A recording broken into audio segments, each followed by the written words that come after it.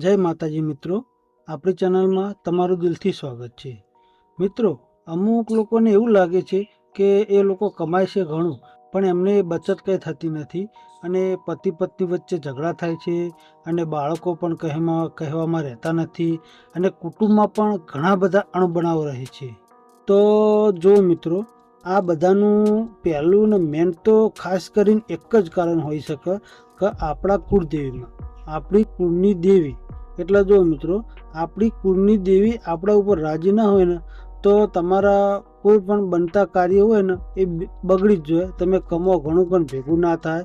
એટલે તમારી જો કોઈ ભૂલના કારણે તમારી કુળદેવીમાં તમારાથી નારાજ થયું હોય ને તો પછી તમે ગમે એવા તીર્થયાત્રા ધામ ઉપર જો કે તમે ગમે એવા ભુવા જોડી કે ગમે એ જગ્યાએ જો ને તો તમારે છે ને હરખાઈ ના જ આવે। એનું કારણ કે પહેલાં તમારે છે ને કુળદેવીમાંને રાજી કરવી પડે અને હવે તમારી કુળદેવીમાં તમારા ભૂલના કારણે નારાજ થઈ હોય ને તો એમાં બીજું કોઈ કશું ના કરી શકે।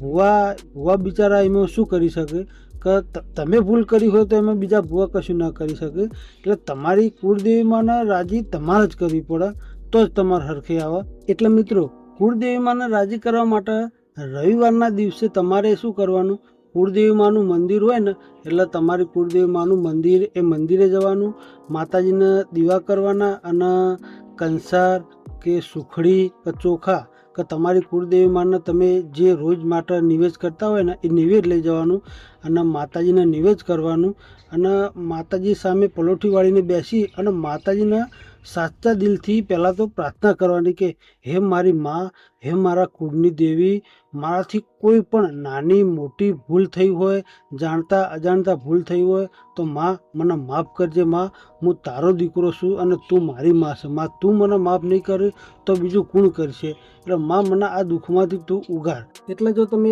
માતાજીના સાચા દિલથી ખાલી આટલી પોકાર કરશો એટલે માતાજી તમારું એ દુઃખ દૂર કરશે અને કરશે જ।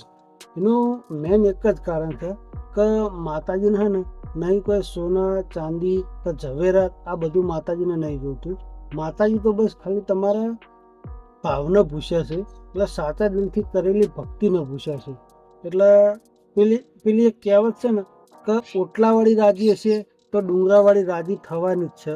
એટલે મિત્રો, તમે ખાલી બસ તમારી કુળદેવીને રાજી રાખવા માટે આ મેં જે ઉપાય બતાવ્યો એ ઉપાય કરો અને પછી જો તમારી કુળદેવી એકવાર રાજી થઈ ગઈ ને તો તમારા બધા જ દુઃખ આપોઆપ દૂર થવા લાગશે અને એનો અહેસાસ પણ તમને થઈ જશે। અને મિત્રો, આ વિડીયો જો તમને પસંદ આવ્યો હોય તો વિડીયોને લાઈક, શેર અને ચેનલને સબસ્ક્રાઈબ જરૂરથી કરજો। જય માતાજી।